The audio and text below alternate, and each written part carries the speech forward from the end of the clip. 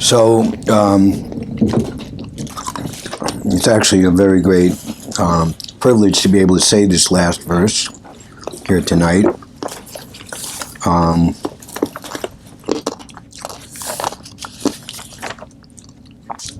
The perfection of renunciation conclusion. Arjuna has maybe. Okay, turn up a little bit. Yeah, because then I have to eat it, and it's got to be right up my. Nice to be a little one. Arjuna has understood, and he's in ecstasy. We were hearing how the narrator of the story was saying that such topics are so wonderful, and that one who becomes conversant with the topics experiences life with a thrill, not just for some time, but at every moment. People come here to New York City and the Lower East Side to experience some type of a thrill. Yeah. But of course, it's a perverted reflection of real happiness, and it's just karma bandhana binding them more and more to the bodily conception of life, which guarantees repeated birth, death, disease, and old age, and different species of life, which pretty much won't be human for all the gross kind of ugra karma activities that everyone is taking to be happiness that they're engaging in. But when one becomes conversant with the topics of Krishna, which is to engage oneself in transcendental, loving, pure devotional service, then one experiences not just happiness moment to moment, but ever new, ever expanding happiness moment to moment. And Krishna, as Chaitanya Mahaprabhu affirmed in the first verse of the Shishastakam, this is the happiness for which everyone is hankering for. So, and not only that, he's experiencing ecstasy, the transcendental symptoms of such thrilling happiness. So wonderful is that message that my hair is standing on end. Lord Chaitanya also says he's longing for that day. When will my eyes be decorated with tears of love flowing constantly when I chant your holy name? Which is the same as hearing the Bhagavad-gita and Srimad Bhagavatam. There's the story of the South Indian Brahmin who was illiterate, who Lord Chaitanya met on his travels through South India in the early part of the 1500s. And he was, so to speak, like a laughingstock for the so-called educated Brahmins. In those days, if you're born in a Brahmin family, then you're just automatically considered a Brahmin. But he was simple and sincere, even though he couldn't read. And his spiritual master, his guru, had instructed him to read the Bhagavad-gita daily. And he wasn't able to read, but there was a picture in the book of Krishna acting as the chariot driver of Arjuna. Actually, at the conclusion, now I'm free from illusion and doubt, I'm prepared to act according to your instructions, and the battle commenced, and Arjuna was the hero and the fighter, and Krishna was the chariot driver, which is, you hired the Lyft or the, what is the other thing called? Uber, and or I hope they don't go out of fashion, taxis, right? And he's your servant. Of course, you're paying him, and he's going to take you where you want to go. And if you want him to turn down the music that he's playing, that's your right to tell him to do so, etc., etc. It's a servile position. So the Brahmin, seeing that the Supreme Personality of Godhead is taking the position of being the servant to his devotee, he's just so overcome, understanding how great that is, how wonderful that is, that he's simply crying in ecstasy, and he's just like dumbstruck, and he's just like completely in transcendental ecstasy all the time, and he has no attachment at all to any lower material desires, just remembering this wonderful love of the Lord with his devotee. Actually, the Lord wants to come under the control of his devotee's pure love. He's not going to come under the control of material desires, and the Lord is very intelligent. He's not going to come under the control of mixed devotees who mix in their idea of being devotees along with gimme, I want, or as Prabhupada took the term from his spiritual master, the Lord does not become the order supplier of the devotee. It's the opposite, that actually in the beginning, in the first chapter, Arjuna is making his arguments. Why should we fight all of our friends and family members, and so many arguments as to why not. And he began his petition to Krishna by calling him Govinda. And Prabhupada remarks in the purport that this is significant. Govinda means one who gives pleasure to the senses and to the cows. This is lost on people. Okay, God should please my senses, but he should also, Krishna is in favor of the cows and all animals also. Krishna does not eat meat. He is a vegetarian, at the very least. So that Arjuna, in his not perfect consciousness, is kind of indicating to Krishna, you're the giver of pleasure to the senses, so you should understand my argument here. But of course, whatever Krishna wants, that is supreme platform of morality, universal goodness for everyone, and the ultimate definition of true religion, free from all material hypocrisy. And Prabhupada writes in the purport that most people, they want God to be their order supplier, but when one reverses his decision, reverses his conception, and wants to be the supplier of pleasure to God, then automatically all of one's desires are fulfilled.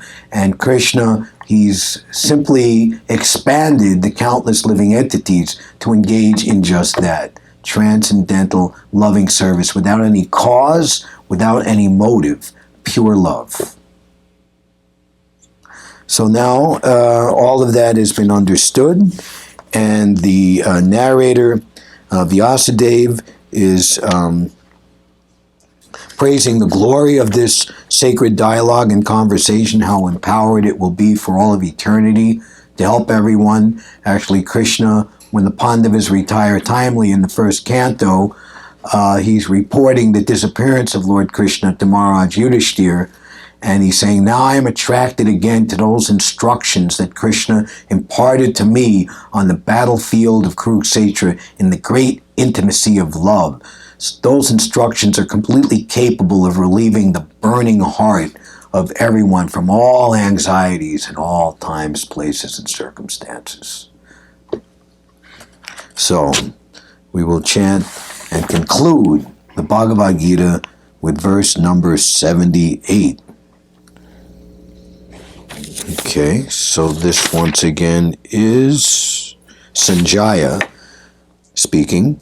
Wherever there is Krishna, the master of all mystics, and well, I'll read it first, and then we'll all get a chance. And wherever there is Arjuna, the supreme archer, there will also certainly be opulence, victory, extraordinary power, and morality. That is my opinion. Wherever there is Krishna, the master of all mystics, and wherever there is Arjuna, the supreme archer, there will also certainly be opulence, victory, extraordinary power, and morality. That is my opinion. Purport by His Divine Grace ISKCON's founder Acharya Srila Prabhupada. Srila Prabhupada Ki Jai. The Bhagavad-gita began with an inquiry of Dhritarashtra's. He was hopeful of the victory of his sons, assisted by great warriors like Bhishma, Drona, and Karna. He was hopeful that the victory would be on his side. But after describing the scene on the battlefield, Sanjaya told the king, quote, you are thinking of victory, but my opinion is that where Krishna and Arjuna are present, there will be all good fortune. He directly confirmed that Dhritarashtra could not expect victory for his side. Victory was certain for the side of Arjuna because Krishna was there. Krishna's acceptance of the post of charioteer for Arjuna was an exhibition of another opulence. Krishna is full of all opulences, and renunciation is one of them. There are many instances of such renunciation, for Krishna is also the master of renunciation. The fight was actually between Duryodhana and Yudhishthira. Arjuna was fighting on behalf of his elder brother Yudhishthira because Krishna and Arjuna were on the side of Yudhishthira. Yudhishthira's victory was certain. The battle was to decide who would rule the world, and Sanjaya predicted that the power would be transferred to Yudhishthira. It is also predicted here that Yudhishthira, after gaining victory in this battle, would flourish more and more because not only was he righteous and pious, but he's also a strict moralist. He never spoke a lie during his life. There are many less intelligent persons who take Bhagavad-gita to be a discussion of topics between two friends on a battlefield, but such a book cannot be scripture. Some may protest that Krishna incited Arjuna to fight, which is immoral, but the reality of the situation is clearly stated. Bhagavad-gita is the supreme instruction in morality. The supreme instruction of morality is stated in the 9th chapter in the 34th verse. Man mana bhava mad bhakta. One must become a devotee of Krishna, and the essence of all religion is to surrender unto Krishna. Sarva dharman parityajya mamekam sharanam braja. The instructions of Bhagavad-gita constitute the supreme process of religion and of morality. All other processes may be purifying and may lead to this process, but the last instruction of the Gita is the last word in all morality and religion. Surrender unto Krishna. This is the verdict of the 18th chapter. From Bhagavad-gita, we can understand that to realize oneself by philosophical speculation and by meditation is one process, but to fully surrender unto Krishna is the highest perfection. This is the essence of the teachings of Bhagavad-gita. The path of regulative principles, according to the orders of social life and according to the different courses of religion, may be a confidential path of knowledge, but although the rituals of religion are confidential, meditation and cultivation of knowledge are still more confidential, and surrender unto Krishna in devotional service in full Krishna consciousness is the most confidential instruction. That is the essence of the 18th chapter. Another feature of Bhagavad-gita is that the actual truth is the Supreme Personality of Godhead, Krishna. The absolute truth is realized in three features: impersonal Brahman, localized Paramatma, and ultimately the Supreme Personality of Godhead, Krishna. Perfect knowledge of the absolute truth means perfect knowledge of Krishna. If one understands Krishna, then all the departments of knowledge are part and parcel of that understanding. Krishna is transcendental, for he is always situated in his eternal, internal potency. The living entities are manifested by his energy and are divided into two classes: eternally conditioned and eternally liberated. Such living entities are innumerable, and they are considered fundamental parts of Krishna. Material energy is manifested into 24 divisions. The creation is affected by eternal time, and it is created and dissolved by external energy. This manifestation of the cosmic world repeatedly becomes visible and invisible. In Bhagavad-gita, 5 principal subject matters have been discussed: the Supreme Personality of Godhead, material nature, the living entities, eternal time, and all kinds of activities. All is dependent on the Supreme Personality of Godhead, Krishna. All conceptions of the Absolute Truth, impersonal Brahman, localized Paramatma, and any other transcendental conception exist within the category of the understanding of the Supreme Personality of Godhead. Although superficially, the Supreme Personality of Godhead, the living entities, material nature, and time appear to be different, nothing is different from the Supreme. But the Supreme is always different from everything. Lord Chaitanya's philosophy is that of inconceivable oneness and difference. This system of philosophy constitutes perfect knowledge of the absolute truth. The living entity in his original position is pure spirit. He is just like an atomic particle of the Supreme Spirit. Thus, Lord Krishna may be compared to the sun and the living entities to sunshine. Because the living entities are the marginal energy of Krishna, they have a tendency to be in contact either with the material energy or with the spiritual energy. In other words, the living entity is situated between the two energies of the Lord, and because he belongs to the superior energy of the Lord, he has a particle of independence. By proper use of that independence, he comes under the direct order of Krishna. Thus he attains his normal condition in the pleasure-giving potency. Thus end the Bhaktivedanta purports to the 18th chapter of the Srimad Bhagavad-gita in the matter of its conclusion, the perfection of renunciation.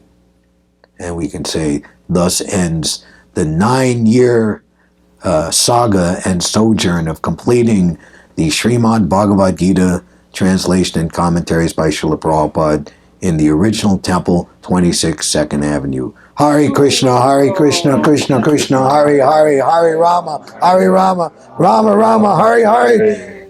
Haribol! Bhagavad-gita ki. And the only thing to do is start it again from the beginning next week. Actually, one very wonderful devotee, Ayendra Prabhu, who gave me great inspiration in terms of the Srimad Bhagavatam, which is 12 cantos. He said that after you complete the entire Srimad Bhagavatam, you go back and start from the beginning, but you're actually on the 13th canto, because you're understanding and you're Krishna allowing you to go deeper into the understanding, and the glories and the pleasure potency increases more and more with repeated readings. So there's no number system in the Bhagavad Gita, but when we start again, it'll be on a transcendently higher platform. Om Jnana Timirandasya Jananjana Shalakaya Chakshur Unmalitam Jena Tasmai Shri Gurave Namaha Shri Chaitanya Manobishtam Stapitam Yena Bhutale Svayam Rupa Gadamayam Dadati Sva Padantikam Vandeham Shri Guru Shri Taparakamalam Shri Gurun Vaishnavamscha Shri Rupam Sagujatam Sahagana Raghunatan Vatan Tam Sajivam Sadvaitam Savadutam Parijana Sahitam Shri Krishna Chaitanya Devam Shri Radha Krishna Padan Sahagana Lalita Shri Vishakavitamscha E Krishna Karuna Sindhu Dinabandho Jagatpate Gopisha Gopika Kanta Radha Kanta Namostute Dibyad Brindaranya Kalpadrumada Srimad Ratnagara Sringasanasto Srimad Radha Srila Govinda Devo Vestalabi Savyamano Smarami. The Temple of Jewels underneath the desire trees in Vrindavan, seated upon an effulgent throne bedecked with costly jewels and diamonds and rubies and all types of precious metals, are the divine couple Shri Shri Radha and Govinda. They are served by their most confidential associates. We beg to offer our respectful obeisances unto them. Tapta Kanchana Gaurangi Radhe Brindavaneshvari Vishabhanu Sute Devi Pranamami Hari Priye Vanchakalpatarubhyascha Kripasindubhye Vacha Patitanam Bhavanebhyo Vaishnavebhyo Namo Namaha Jaya Shri Krishna Chaitanya Prabhu Nityananda Shri Advaita Gadadhar Shiva Sadi Gaura Bhaktivinoda Hare Krishna Krishna Krishna Hare Hare Hare Rama Rama Rama Hare Hare Yatra Yogeshvara Krishno Yatra Partho Danordara Tatra Shrir Vijayo Bhutir Dhruva Nityar Matir Mama. Wherever there is Krishna, the master of all mystics, and wherever there is Arjuna, the supreme archer, there will also certainly be opulence, victory, extraordinary power, and morality. That is my opinion.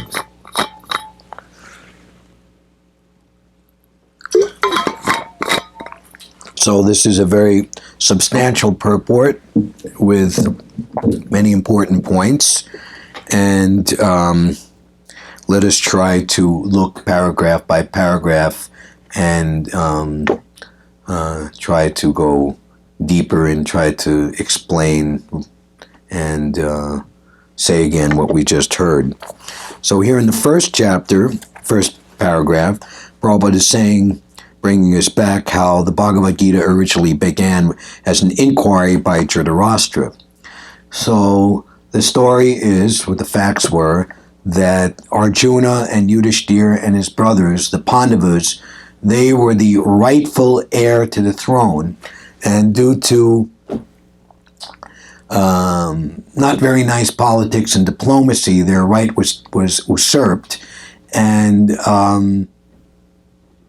it became a colossal clique of politics that ended up dividing the dynasty, and many personalities who even knew that this was a position of lawful usurping for various reasons, found themselves on the wrong side.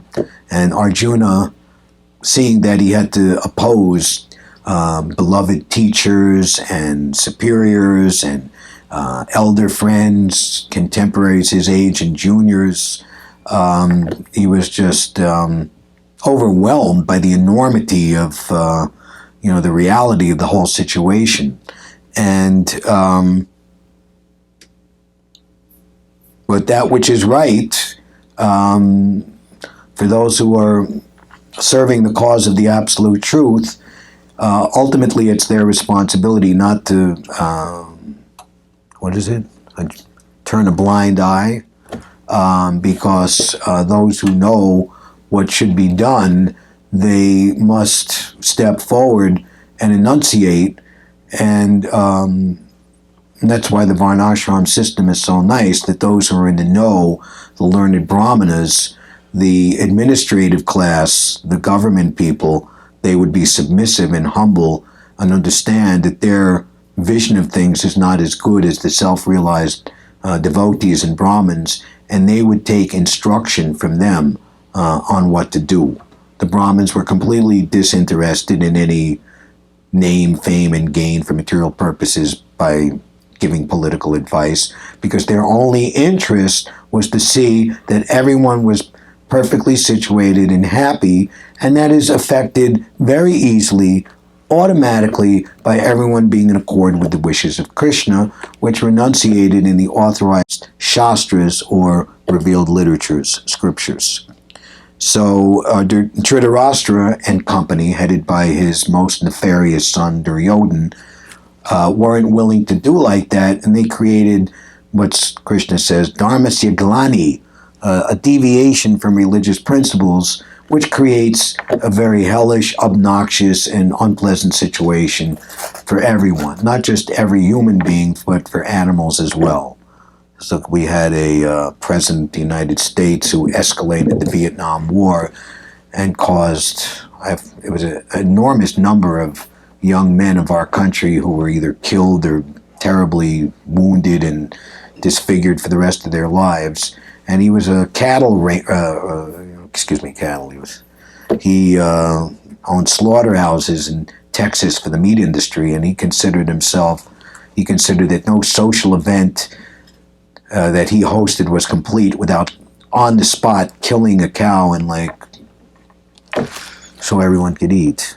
So such personalities, they are so unqualified, so much the opposite direction, that it causes great disturbance. So Krishna is always concerned when there's such an abundance of irreligion and demoniac activity, especially when the government post is captured by such personalities. The government should only be in the hands of the Rajarshis, that means saintly leaders. And they become saintly by taking instruction in all submission, faith, and humility from the self-realized devotees of the Lord. Then they have a right to be leaders, not otherwise. So Dhritarashtra, and they think, I got so much, how much is the defense budget for the United States? How many billions of dollars? How much money is allotted from the U.S. government to help the devotees chant the holy name of Krishna publicly? Let's say the opposite, right? We're lucky, like here in New York, we can, there's First Amendment laws and it's such a pluralistic and ethnic and everything and whatever, and everybody, can express themselves. So we can do our thing, Other cities, even in America, even there's First Amendment rules, harassed in various ways, not allowed to do it, disturbing the peace, everyone's peace, so that they can be brainwashed by, advertising for material sense gratification. Prabhupada is lecturing in Los Angeles in 1972. I've seen the advertisement in New York in Times Square. Cool. He shows the smoking cigarette and the man's mouth is opening and smoke is coming out. He says, what is this cool? They're inhaling fire and they're becoming cool? But the rascal believes this advertising and they buy this cool. What is this, So, so Dhritarashtra, we got so much weapons and we got all the great warriors. If you look at what the Battle of Kurukshetra was at the beginning, it was very, very externally lopsided. All the great power and all the great, if you were, like external gambling, like they gamble who's going to win the Super Bowl or whatever it is, and, you would say Dhritarashtra and Duryodhana, they would win. Now, because Sanjaya, he is a disciple and student of Vyasadeva, self-realized pure devotee, he can understand. And he's saying, you think that you're going to win, but I have to tell you, you're going to lose. After describing the scene on the battlefield, you are thinking of victory, but my opinion is that where Krishna and Arjuna are present, there will be good fortune. He directly confirmed that Dhritarashtra cannot expect victory for his side. What to speak of not having victory, every single one of them on their side was killed. All the great leaders, all of Dhritarashtra's sons, all dead.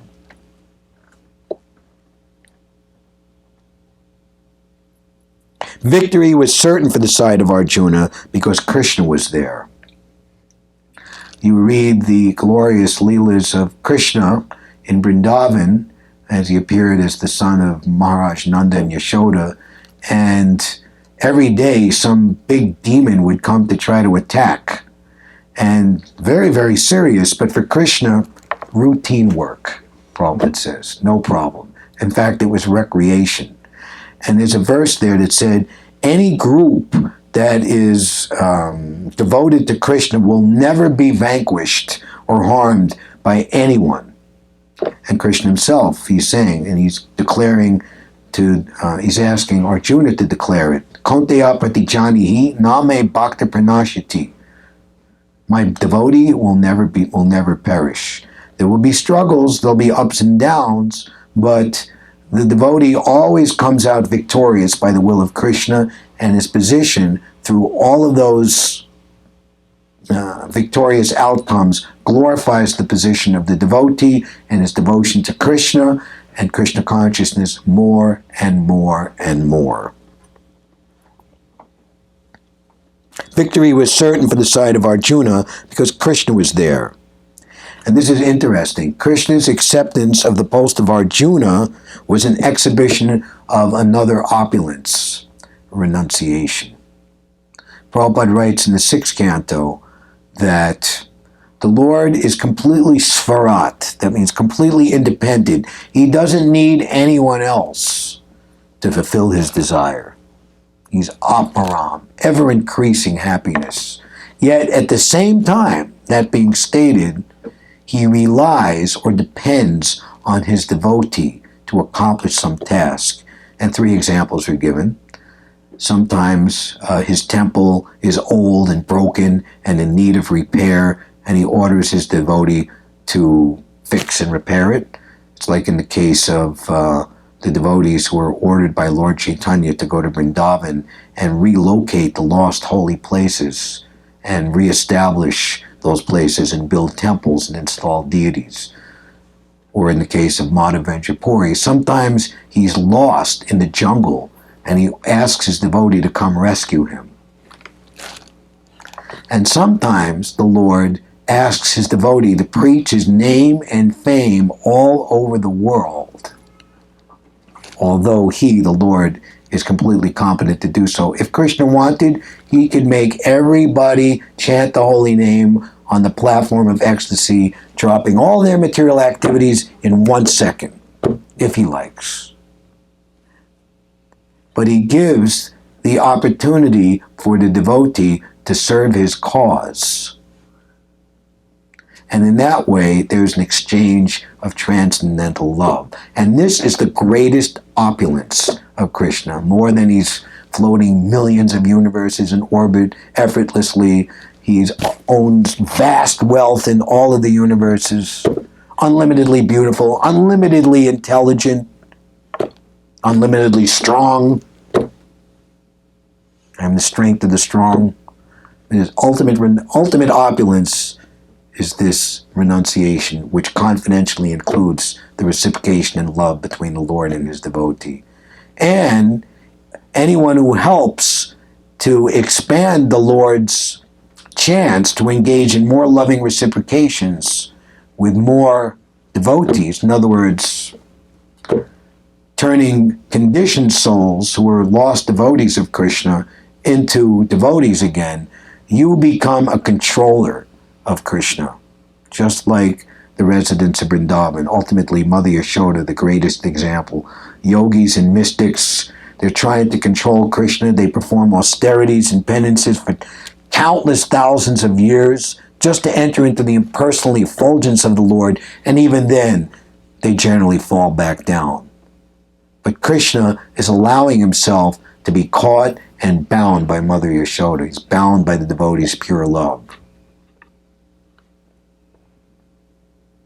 Prabhupada gives the example that, of a good Samaritan, a nice lady or gentleman walking in the street and sees one youth all destitute and dirty and sleeping in the street in filthy clothes. My dear boy, I know you. I know your father. What are you doing here? Come with me, and reunite him with the father, and then all the problems are solved. So we all have the richest father, the greatest father, but we're loitering in this material world for no purpose whatsoever. So if the awakened good sons and daughters take it upon themselves to bring back the wayward ones, how much the Father is pleased. And showing the nonsense of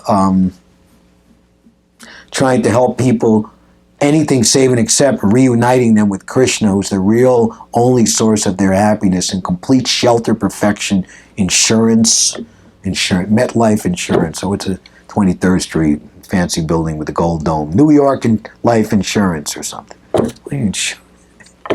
What a scam, How are they insuring you? Were they going to insure you to not meet death? They're going to insure you to not to become old or not get some type of disease? What is that insurance?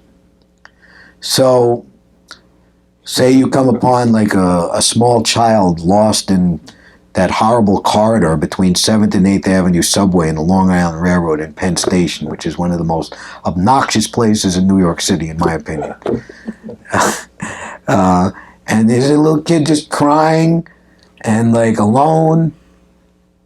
What's the most obvious response from anybody? Where's the mother? Where's the father? Where's the guardian? Looking all around. And most of the time, maybe the kid ran off and the mother is right over there and, or worse than that, I'm going to call the police. I'm going to bring the cops here, take this child into protective custody, and they could sort out what the situation is.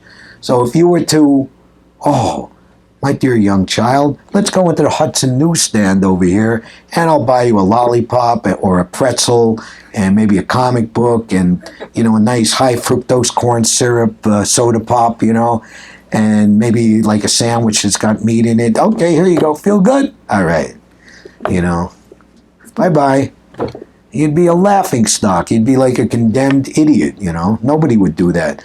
So Helping people's material situation and leaving them, okay, you happy, everything okay, and not solving their problem eternally, forever, is just as foolish.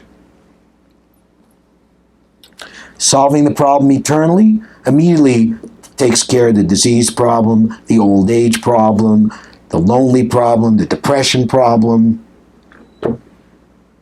Why go to a psychiatrist and I'm depressed and take all that? Just enter into a fantastic kirtan and all your depression is gone. Free.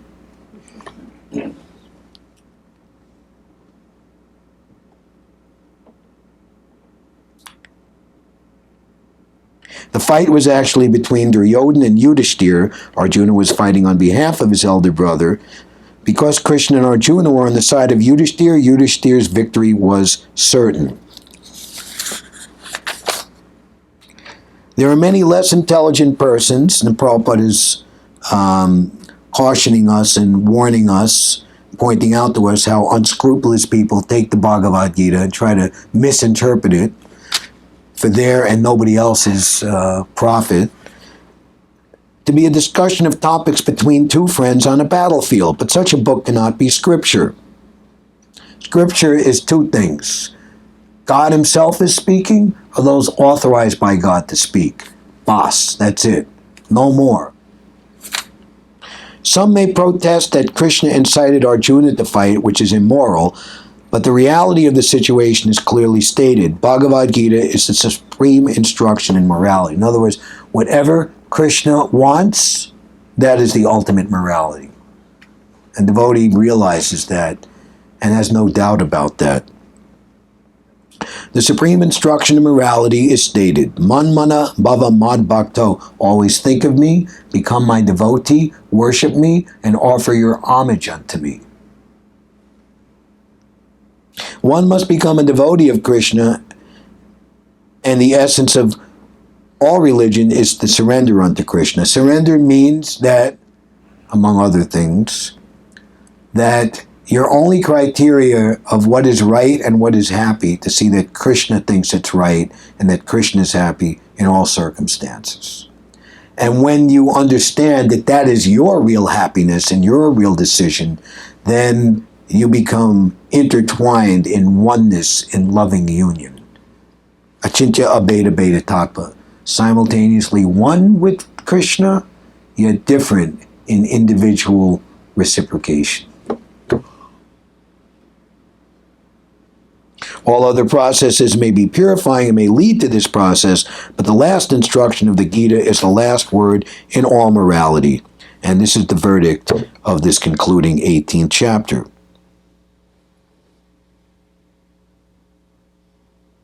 And Prabhupada goes on to describe in the next paragraph, philosophical speculation, meditation is one process, but to fully surrender unto Krishna is the highest perfection. The path of regulative principles, according to the orders of social life and according to the different courses of religion, may be a confidential part of knowledge, but all the rituals of religion are confidential, meditation and cultivation of knowledge are still more confidential, and surrender unto Krishna in devotional service and full Krishna consciousness is the most confidential knowledge. So the orders of life and progression, there's a difference, at least on one level, on the practical level for everyone. For one in a younger stage of life, in terms of middle age and older age, and also in terms of gender. The men can't give birth to children.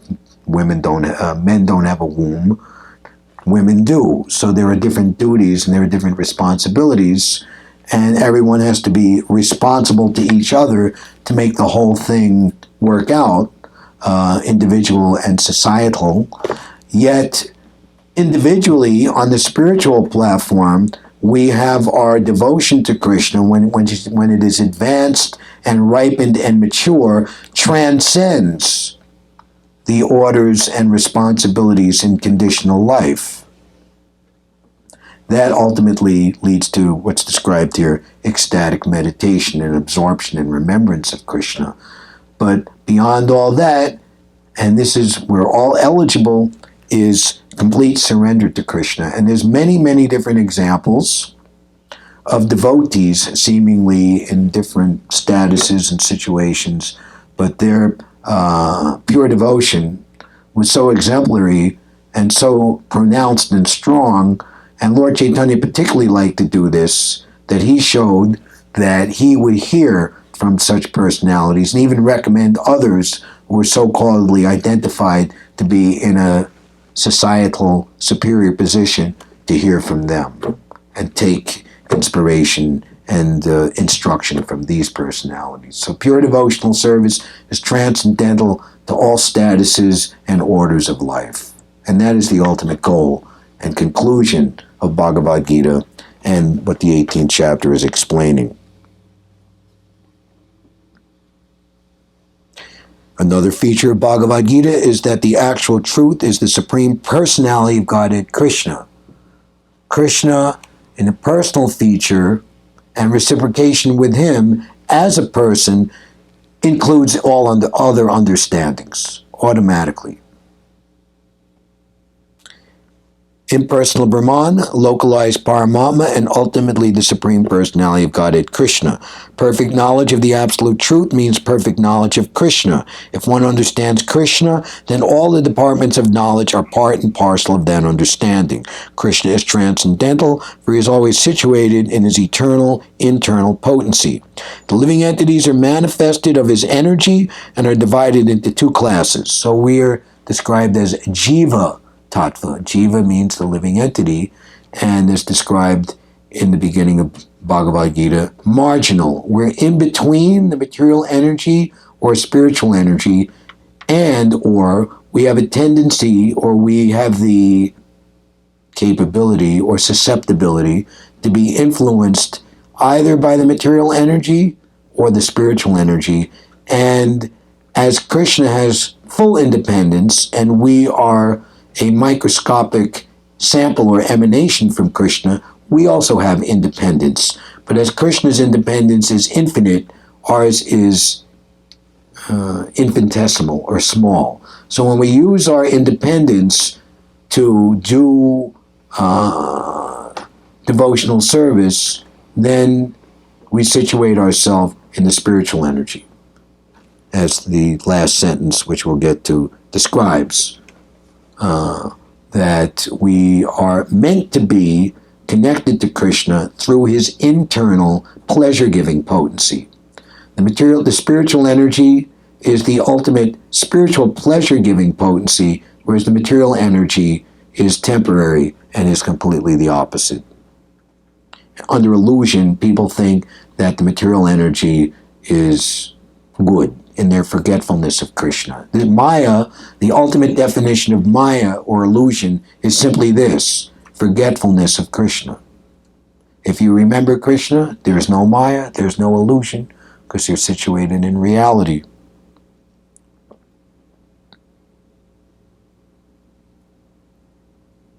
Such living entities are innumerable, and they are considered fundamental parts of Krishna.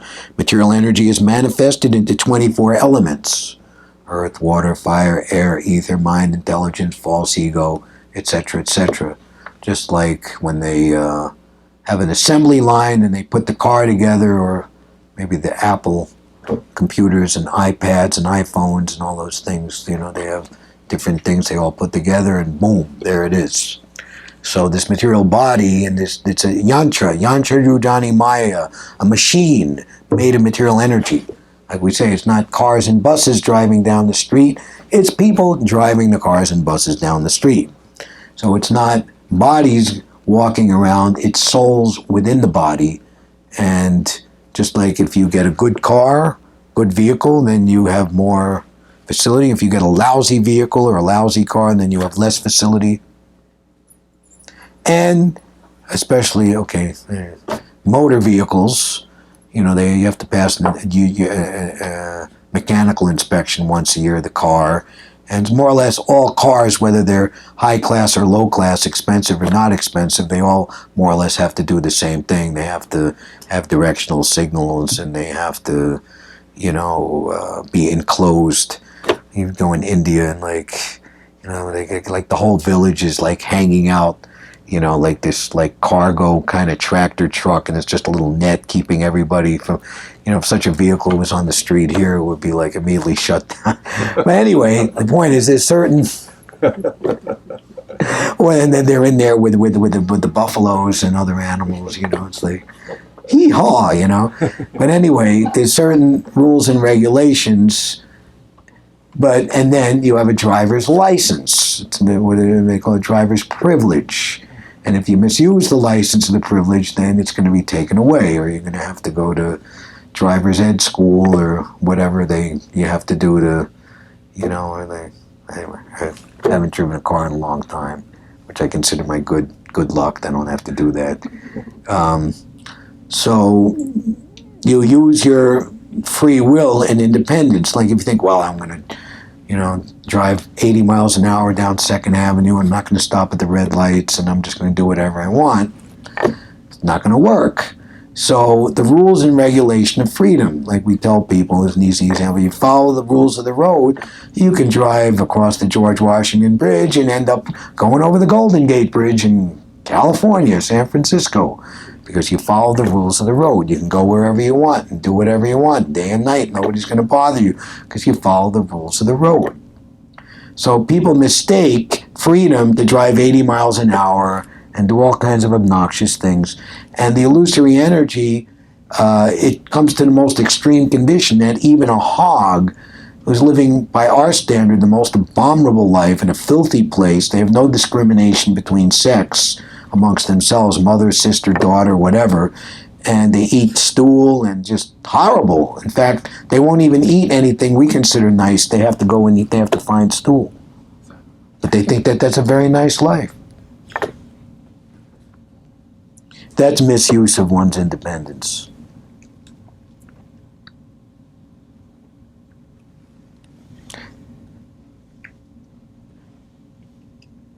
So Prabhupada describes in the second to last paragraph an understanding of simultaneous oneness and difference.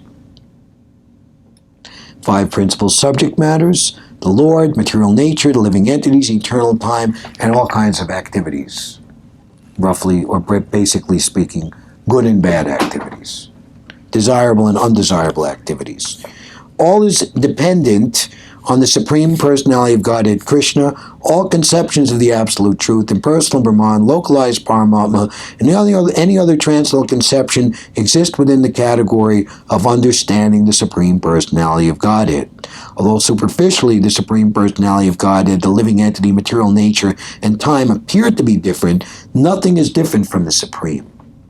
So this is very important tattva, or truth, to understand, because there is very insidious oppositantic or false or adverse conclusive philosophy being bandied about, especially in this Kali Yuga, that all is one, all is God, you're God, I'm God, because you're God, whatever you do, that's okay, because you're God.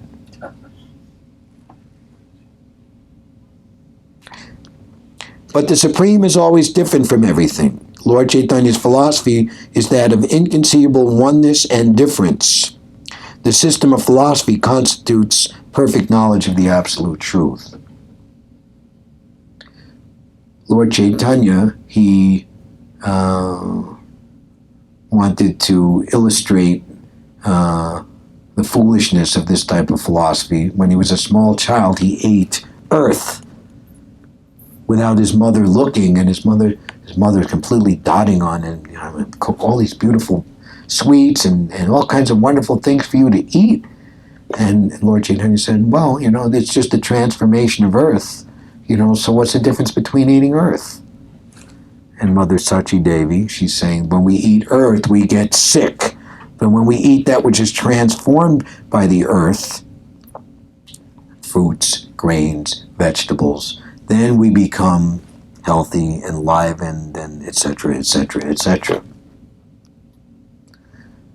Some Indian, so much younger than him, students in MIT, Massachusetts Institute of Technology, Cambridge, Massachusetts. Prabhupada visited there in May of 1968. They got into this, Swamiji, all is one. And Swami and Prabhupada got into a heated debate with them, and he grabbed one of the young men and said, if it's all one, then why don't you wear a cotton ball instead of a cotton shirt? It's not all one.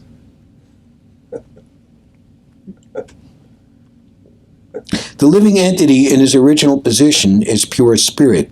He is just like an atomic particle of the Supreme Spirit.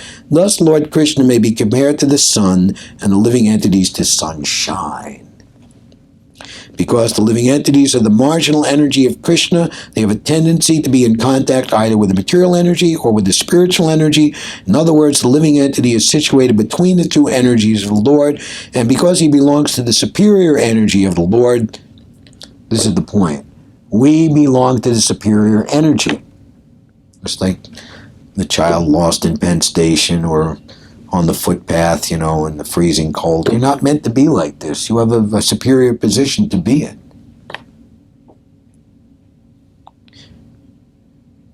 And he has a particle of independence. By proper use of that independence, he comes under the direct order of Krishna.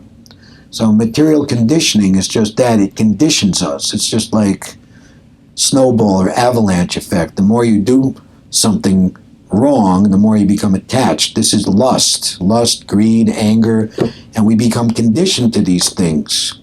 And even deep down inside, we know that this is wrong or not in my best interest. We can't help ourselves. So, and this has been happening for a very, very long time, for many, many lifetimes. So devotional service is the only potent process to reverse the polarity and cancel out all of that conditioning over countless lifetimes. Lord Chaitanya says, glory to this process of hearing and chanting about Krishna, chanting Krishna's names, hearing Srimad Bhagavatam, Bhagavad-gita, associating with devotees, because it cleanses the heart. The real disease is the heart disease. The heart is contaminated. The spiritual heart is contaminated and needs to be free from contamination. Cleanses the heart of all the contamination accumulated for years and lifetimes together. Enables us ultimately to taste the full happiness for which we're always after. So impersonalism will not do. Buddhism will not do. You cannot kill desire. You cannot stop desire. You cannot be happy to any amount of material sense gratification or inconclusive, subtle mental speculation. Replug yourself back in to where you came from and where you're supposed to be. And this last sentence, thus he attains his normal condition in the pleasure-giving potency. Hare Krishna. Thank you very much. Leave some time for questions and comments. Thank you very much. I will. First, a quick comment. This is better than therapy. So, Oh. Anyway, this might sound like a silly question, but it ends with, that is my opinion. Why did he make the special point of clarifying that? Well, firstly, Dhritarashtra came to him respecting him in his authority. He had the ability, he had like spiritual television going on. He was like people go to the psychic, So the psychic saying, in my opinion, you should, whatever it is they tell you to do. And because you're entered into relationship of, you're respecting them in a position of superior vision and knowledge. So you're, just by coming to them, it's just understood that you're going to respect their opinion. And also, it's not that just Sanjaya was relating the battle, but he's also related the whole Bhagavad-gita that was just spoken to Arjuna. So after hearing it all, you're not going to win. You're going to lose. That's my opinion. I got you. Of course, for one to say, in my opinion, Prabhupada would say, what do you mean? What is your opinion? Like one time, maybe it was in this room or the Frederick Street, San Francisco, Prabhupada had to deal with all the They were called LSD saints. You know, if any, and the culture was if somebody's high on LSD, you have to respect them as a saintly person, whatever they say. But they say that they're God, you have to like bow down and, you know, and like, 'cause if you get down on these people too heavy, then all the neighborhood people might get down on you. But in this time, Prabhupada wasn't going to have it. And then some like wild, crazy, you know, this young guy in his 20s, I'm God and I'm higher than you, you know? And like Prabhupada said to him, you know, sit down. And he kept up the disturbance, and Prabhupada went on to speak a little more, a few more outbursts, and Prabhupada finally said, who should we believe is God, Krishna or a loafer in the street like you? You know, what is your opinion, you know? And by that time, the audience had thoroughly won over to Prabhupada's side, and they more or less just told the kid to just shut up and sit down. And of course, he wasn't able to do it. He just ran out the door, slamming it behind him, you know. So, in other words, you have to have the authority to say, in my opinion. Okay, yeah, that makes sense. Thank you for the class. I It's will. really, really inspiring. But it's a great opportunity. This is like Prabhupada's triumphant conclusion. So, It's fantastic. You know, you mentioned at the beginning Govinda. could you speak a tad bit louder? You know, you said Govinda at the beginning, Govinda. and you explained its significance. You know, as like. I could point out that very verse. You could look at it yourself. It's in the first chapter. As a result of that, I'm curious about why the word Bartha at the end. Barta? Bartha, you know, because it says here, son of Pratha. So Son of why- Prita. Son of Oh, Prita. okay. So The Prita, yeah. Why? You know, I'm really curious. Why not, you know, Dhananjaya? Why not? Okay. Something else? Why? That's an interesting question. Okay, first I want to find that reference about Govinda. It's actually, I know where it is. It's in the beginning of the...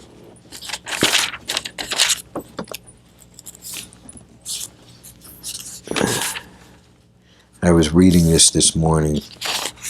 Didn't memorize the numbers. It's 4 verses altogether in the first chapter.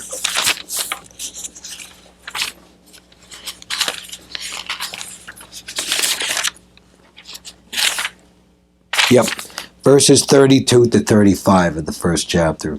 You could read that in its entirety for your own edification. So, the devotee addresses Krishna, and the devotees are addressed by different names in accord with their different relationships. You know, Krishna consciousness is very personal. So,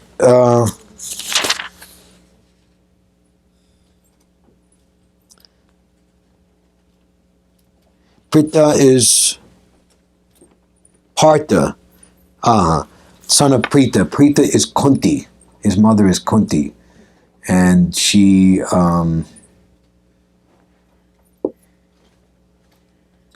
very glorious personality. Sometimes people will, actually, if you look at the major scriptures of the world, they're all spoken by men. But if you look in Srimad Bhagavatam, many of the greatest scriptural narrations and revelations of absolute truth are spoken by quote-unquote women. So there's the prayers of Queen Kunti, which Srila Prabhupada highly recommended, and he even spoke multi classes on it, and it was made into a book, Teachings of Queen Kunti. So he has a very glorious mother. And so Partha Dhanurdhara, he's the son of Kunti, and he's the carrier Dhanurdhara, carrier of the bow and arrows. And Dhananjaya, he's the conqueror of wealth. Like Krishna was telling him, go out there, Dhananjaya, and gain victory. These people who are usurpers, you know, like your family is doing very nicely, everything is very good, everything is peaceful, and all of a sudden people come and want to kick you off your land and take all your money away, and are you going to sit back? No way. Actually, what are the 6 type of usurper persons can be? One who attacks with deadly weapons, one who sets fire to the house, one who steals one's wife, kidnaps. There's a number of things that you should know this. You're a lawyer, you know.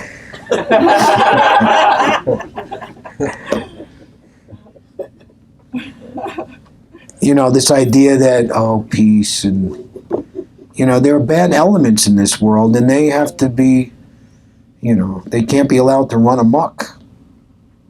So anyway, that's basically it. Krishna's known as Bhaktavatsala. He's very affectionate to his devotees. Prabhupada say, nowhere in the Vedic literature is Krishna addressed as Jnani Vatsala or Yogi Vatsala, that he's very affectionate to the mental speculators and to the people doing mystic yoga so they can get some name, fame, and acclaim. Look, I'm a big yogi. Woo! He's not very inclined to those people. I don't know if I told this story here before, but if I did, it's nice to hear it again. So Prabhupada came back to Calcutta in 1970. That was his hometown. Prabhupada said, the devotees, Prabhupada lived 1 year in obscurity here in New York, and in the Bowery in the 1960s. That was a nasty place, And Prabhupada said about that, I was an old Calcutta boy. New York was nothing for me, So anyway, he's back in his hometown, and he's like made all these beautiful American and European disciples. He has like dozens and dozens of temples all over the world. And, it's like people from knowing him from a kid and his youth and like, wow, man, hometown boy made good, And like, so one old friend, maybe about the same age, is coming to Prabhupada and he's telling, all the latest things going on in the city. Like if you're out of town for a long time and you come back to New York and you see, and this is happening in the city and this is going on and, so... like your old friends, they might not really relate to you like you're a great saint. And there's even a saying, a saint is never honored in his own hometown, because they just treat you like you're the hometown guy, So he's saying that there's a mystic yogi who's creating a sensation in Calcutta because he can reach behind your ear and just make an apple appear out of nowhere. You think Prabhupada would say, this is nonsense, this is not what yoga is, this is just foolishness. But he just went along with it. He said, wow, that's wonderful, fantastic, yeah. And he said, and then he went on to say, just like I went to America, I went with no money. I just simply had, a pair of cartels and a bag of cereal and a trunk of my Srimad Bhagavatams and maybe 40 rupees, $8 in spending money. And I came to New York and I sat down under a tree in Tompkinson, didn't call it Tompkins, Tompkinson Square Park. And I started chanting Hare Krishna.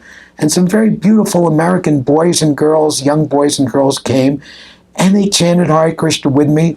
And they liked it so much that they said we should start a center. And so we did. And then some of those boys and girls said, we should start a center in San Francisco. There's a much bigger youth renaissance going on over there than there is in New York. So then I went to San Francisco and we started a center there. And then some of those boys and girls, we should go and meet George Harrison, the Beatles. And we went to London and we started a center. And now in just 4 or 5 years, we have 65 centers. And in all of those centers, we have so many apples. So in other words, whose mystic potency is greater? Devotee's mystic potency is by far greater. Bhaktavatsal. Yes? So I was reading on Wikipedia. I know it's not the greatest source, but I was reading about the Kali Yuga. Kali Yuga in Wikipedia. Okay, let's see what it says. So apparently it's commonly held that the Kali Yuga would last for 432,000 years. That is correct. 432,000 years, of which 5,000 and some change have already passed. Yeah. Is it okay if I just read like a tiny bit? Go ahead. Right. This originated during the Puranic times when the famous astronomer Aryabhata recalculated the timeline by artificially inflating the traditional 12,000-year figure with a multiplication of 360, which is represented as the number of... That's speculation. That's crazy. I don't know where they got this that. was likely a purposeful miscalculation due to conflicts with one of the preeminent astronomers of the time. And it says that other people have recalculated, saying that it's soon going to end in the next 100 years, or has already ended even, and we're all like Wishful thinking. Actually, like if you come and say that this winter, they predict this to be 3 months, but it's actually going to end next week. And, this winter is the same as whatever, global warming. Aside from that, but seasonal things are set when the whole creation is manifested. It's just automatic. So the rotation of the 4 ages, Satya, Treta, Dwapara, and Kali, are standard. There could be a Yuga Sandhya, where there could be a slight change, but that's under much higher authority. So this is just over-intelligence gone bad that they write such a thing, quite honestly. So it's definitely nowhere near ending. No, not at all. Now, but at the same time, there's a few things we could say. That Krishna, he appeared just at the end of the previous Yuga, Dwapara Yuga. And then it happens once in a day of Lord Brahma, which is, what is the calculation? Once every... it's a huge amount of time. It's 1,000 times 4 That's something like 4,320,000 billion years? That's 4,320,000,000 years. Okay. Now, there's a Chana avatar, or the covered incarnation. That's Chaitanya Mahaprabhu, and he doesn't appear so often. He's appeared in this Kali Yuga. The avatar appears in a particular age to inaugurate the Dharma for the age. He's called the Yuga Avatar. He'll come primarily for that reason only. But in this age, the Yuga Avatar appeared primarily for his own confidential internal purposes. Just like a sophisticated person, he might have a business meeting going on, but within that business meeting, he has a very confidential meeting with somebody for something different than what the business meeting is all about, something for his own very, very personal purposes. Good purpose, not, malignant, like plot to do something, to put people in immense misery, and whatever, mundane level. So that Chaitanya Mahaprabhu, Krishna, has come for his internal reasons, and simultaneously he's inaugurating the Dharma for the age. The Dharma means the activity that everybody and anybody who's got any common sense, in Kali Yuga that's in short supply, very mediocre commodity to find, or hard to find, Dharma means getting free from repetition of birth, death, disease, and old age, and regaining one's eternal life. That is Dharma. So the process to do that in this age was inaugurated by Chaitanya Mahaprabhu, and that Dharma is Hari Nam Sankirtan, the chanting congregationally of the Hare Krishna Maha Mantra, which ultimately reveals, from the name comes the form, the fame, qualities, paraphernalia, pastimes of the Supreme Lord, and your own identity is revealed by progressive chanting of Hare Krishna while following sadhana, or practicing religious principles. In Krishna consciousness, 4 things are primary. No illicit sex. We don't say no sex. Sex is for purpose. I mean, boy, oh boy, I wish my mother and father were Krishna conscious devotees and I was born in a Krishna conscious family. I'm practically disowned and estranged from whatever family members are left because I decided to be a devotee of Krishna. Okay? And, whatever, the first 20 years of my life, so sex is meant to give chance for evolved, advanced, and even better than that, even divinely sent souls to appear in this world to, affect great spiritual benefit for countless living entities. So a mother and father who provide that birth for someone to do like that, that's very great service. So sex is for that purpose, or family life is for that purpose, not otherwise. No illicit sex, no meat eating, for sure and for certain. No gambling, no intoxication. These are not just rules and regulations for restraint, but they're actually facilitatory to the highest level of spiritual cognition. One who's engaging in these things, there's no way that they'll be able to understand and see spiritual truth at all. They are covered simply by doing that. Just like, if you want to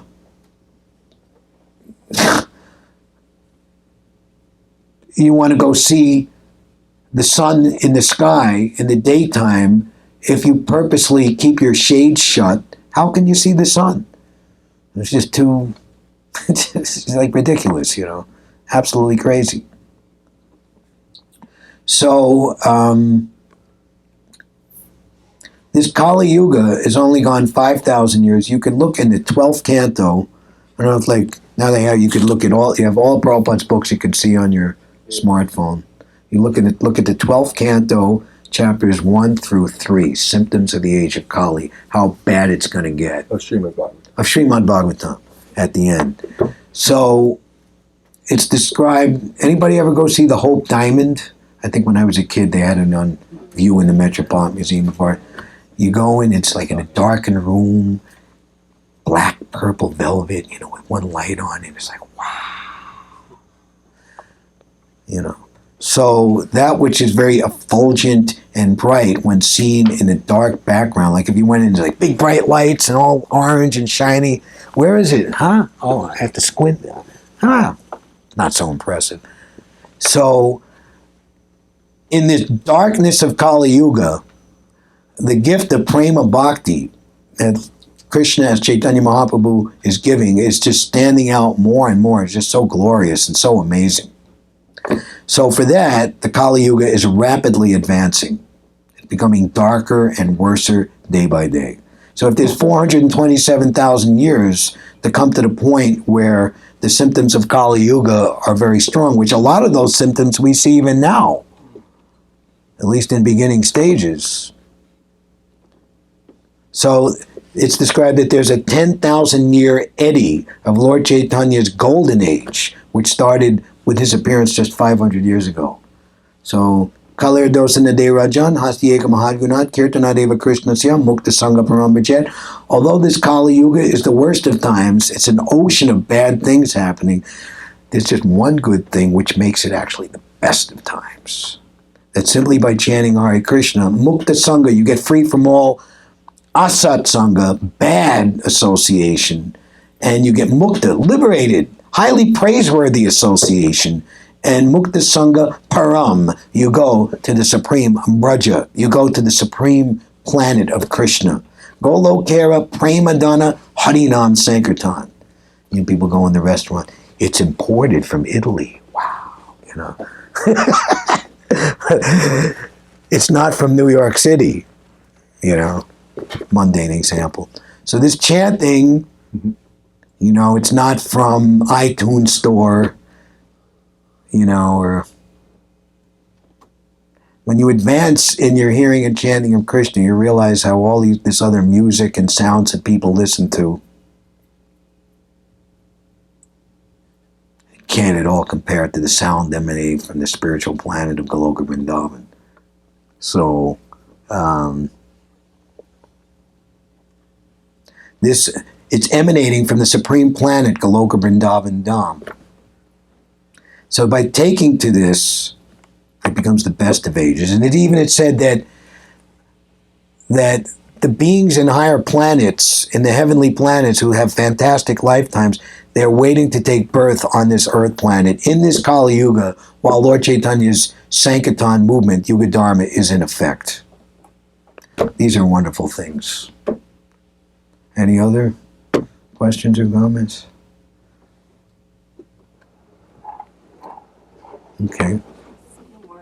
So last week, we kind of dismissed the popular metaphor about like the ocean versus the drop of water. Yeah. But in this purport, it said, each living entity is like an atomic particle of the Sun and sunshine is another most often used example. Okay.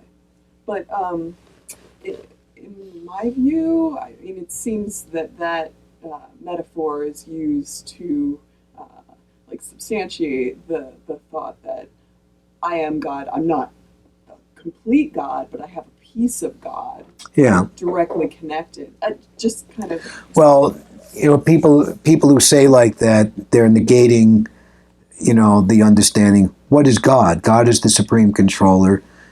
He is the cause of everyone's creation, maintenance, and annihilation. Are you doing that? Are you floating all the planets in space effortlessly? Do you know what's going on in the heart of every single living entity? In other words, God has definition, has their qualifications for what is God. Or the example is, God is the knower, Paramatma. Paramatma is the middle realization. Krishna is in the heart of every living being. He's directing their wanderings, he's fulfilling their desires, he's awarding them or penalizing them in accord with their good and bad deeds. Are you doing that? Are you aware of that? No. So how are you God? These are arguments that you can say to people who bring forth this. Yes, Atma, please contribute. Also, in response to that, because you were saying the drop of water in the ocean, it's often used for the example. Well, all the drops in the ocean, they're all the same. So therefore, this is an example of how God is one, and all living entities are the same as God. However, also, but if you take that example further, if you look inside the water, right. At first glance, you want to do it? No, go.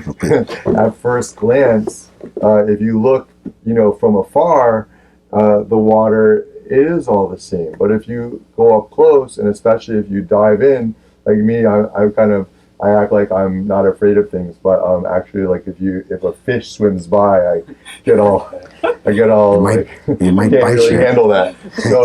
So in the water, there's a whole variety of life and different kinds of plants that grow, underneath the water, and sharks. And I have a lawsuit with SeaWorld. There's orcas.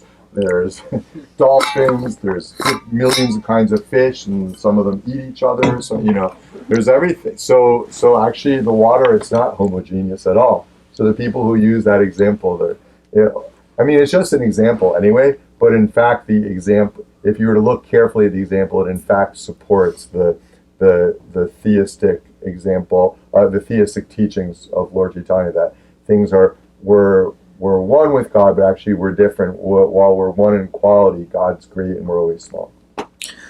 Your individuality and my individuality are eternal facts. We never merge into each other. That's what Krishna tells in the beginning in the second chapter. Never was there a time when I did not exist, nor you, nor all these kings, nor in the future will any of us cease to be. Another example is that the green parrot flies into the green tree, but it seemingly disappears, but he's still in there. And the nectar devotion example of the ocean, there's many varieties in the ocean if we go deep. It's described of Maharaj Prithu, the way he kept confidential his treasury was just like Varuna, the demigod of the waters. And also in the ocean are all the very valuable jewels and metals are in the ocean. And people go diving for pearls and things. So he said to his confidentiality also in how he gained insight into things for his transcendental diplomatic understandings was as mysterious as Varuna Dev, the god of the ocean depths. And then in terms of keeping one's treasury, or how much, because people are envious of money in the material world, keeping your that is like related in that. So everything has utility, and everything has personal application. Not that everything is one. Just like, why don't you wear a cotton ball instead of wearing a shirt that's nicely made? Wait, but one final thing, and then I'll drop it. Just because I hear this metaphor so often. Okay. Yeah. In terms of, well, why can't you do all these things? Well, the drop of water certainly can't do everything that the ocean can do. Right. It's just this little tiny piece, but directly. It just like Divine spark. Prabhupada, like he would like drill and train his disciples. These are questions you should ask them. Are you direct? Are you the knower in everyone's heart? Are you eternally unconditioned in all phases of time, past, present, and future? If you're God, how is it that you're undergoing repeated birth, death, disease, and old age? Challenge them. So you should do like that too. This is just nonsense philosophy. It's envy. It's crazy philosophy. And it's just more or less, it's like, we need a philosophy and a religion to substantiate all of our crazy activities. So they say, oh, we don't believe in God, we don't have... They make their own hymns and slogans and chant accordingly. The divine and demoniac. Their religion is atheism. They have to believe in something, so they concoct a nonsense philosophy and they adhere to it. And if anybody else steps at, just like in different materialistic religions, if you don't believe in it, then you're like excommunicated, ostracized, killed, driven out. What? You don't believe this impersonal Mayavad nonsense? And you believe in this theistic personal religion? And we all, band up together and Brahman is independently thoughtful. He's not dependent on the opinions of illusion conditioned, mean-motivated, ill-motivated persons to feel good about himself. I don't need their vox populi. If I know I'm in accord with the absolute truth, that's all I need for my own peace of mind and happiness. That is Brahman. So, on that note, I hope that was a good note to end on. Hare Krishna. Jai.